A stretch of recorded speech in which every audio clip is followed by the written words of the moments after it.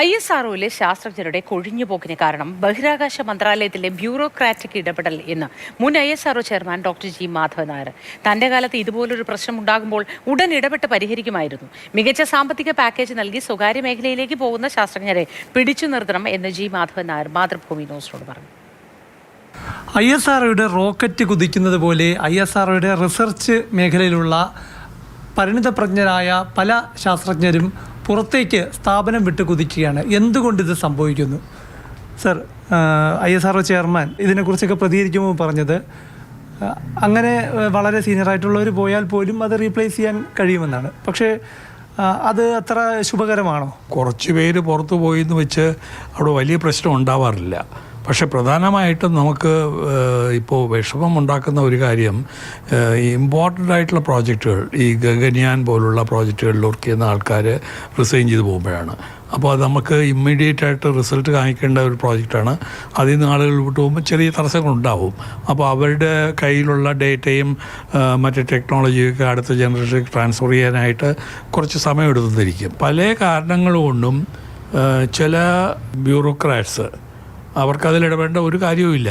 എന്നാലും ഇടപെട്ട് അതിലെ ലോഞ്ചിങ്ങുകൾ ഉള്ള സമയത്തിനുള്ള ക്ലിയറൻസ് കൊടുക്കുന്നില്ല, അങ്ങനെയൊക്കെ കേൾക്കുന്നുണ്ട്. അത് ശുഭകരമായിട്ടുള്ള ഒരു ലക്ഷണമല്ല. നേരത്തെ സ്പേസ് കമ്മീഷന് ഗവൺമെൻറ് എല്ലാ അതോറിറ്റിയും ഡെലിഗേറ്റ് ചെയ്തിട്ടുണ്ടായിരുന്നു. 15 കൊല്ലമായിട്ടെന്ന് പറയാം. ഓരോ ആളുകളിങ്ങനെ മാറി മാറി വരുമ്പോൾ ചില ഡൽഹിയിലുള്ള ആൾക്കാർ ഇത്തരമൊരു അവസരം അത്ര ഇഷ്ടപ്പെട്ടിരുന്നില്ല. ഈ സെക്രട്ടറി DOS ചെയർമാൻ ഇസ്രോയും ഇത്ര വലിയൊരു സൂപ്പർ പവർ ആണോ എന്ന് ചോദിച്ച ആൾക്കാരുണ്ട്. 10 വർഷം കൊണ്ട് 700 പേര്, അല്ലെങ്കിൽ 1 വർഷം കൊണ്ട് 120 പേര് UR റാവു സ്പേസ് സെൻറ്ററിൽ നിന്നാണെങ്കിലും VSSC എന്നൊക്കെ ആയാലും ഇവിടുന്ന് വിട്ടുപോയി.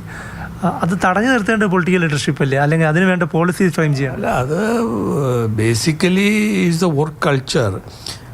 ഞങ്ങളുടെ കാലത്തൊക്കെ ആണെങ്കിൽ ഇത്തരം ഇൻസിഡൻറ്റ് വരുമ്പോഴത്തേക്കും ഞങ്ങൾ ഓരോ ലബോറട്ടറിയിലും പോയിട്ട് ആളുകളുമായിട്ട് സംസാരിക്കും, അവരെ മോട്ടിവേറ്റ് ചെയ്യിപ്പിക്കും. അപ്പോൾ അത് ആ ഒരു സ്റ്റൈലിലാണ് പോകേണ്ടത്. ഒരു ഗവൺമെൻറ് ഓർഡർ കൊണ്ട് ഇത്തരം പ്രശ്നത്തിന് പരിഹാരം ഉണ്ടാക്കാൻ പറ്റില്ല. അതിപ്പോൾ VRSന് ചില റെസ്ട്രിക്ഷൻസ് വരും. അത്തരം ഒരു അപ്രോച്ചിനെ ഞാൻ സപ്പോർട്ട് ചെയ്യില്ല. കൊണ്ടുവന്ന് പിടിച്ചു നിർത്തുന്നവരിൽ നിന്ന് കാര്യമായ ഔട്ട്പുട്ട് കിട്ടുമോ? ഔട്ട്പുട്ട് കിട്ടാതെ മാത്രമല്ല, അവർ നെഗറ്റീവായിട്ട് പ്രവർത്തിക്കുകയും ചെയ്തിരിക്കും. അപ്പോൾ അതുകൊണ്ട് ഇത്തരം റെസ്ട്രിക്റ്റീവ് ആയിട്ടുള്ള ഒരു അപ്രോച്ച് എടുത്തിട്ട് കാര്യമില്ല. ആരെങ്കിലും പോകണമെങ്കിൽ പോക്കട്ടെന്ന് വെക്കുക. നമുക്ക് അതിന് IIST പോലുള്ള ഇൻസ്റ്റിറ്റ്യൂട്ട് ഉണ്ട്. അവിടെ കൊല്ലം ഏകദേശം 120ഓളം സ്റ്റുഡൻസ് ഗ്രാജുവേറ്റ് ആയിട്ട് വരുന്നുണ്ട്.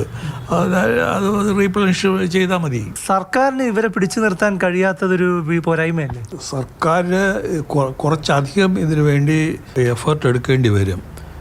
ഒരു കാരണം, നേരത്തെ പലതരത്തിലുള്ള ഇൻസെൻറ്റീവ് സ്കീംസും ഉണ്ടായിരുന്നു.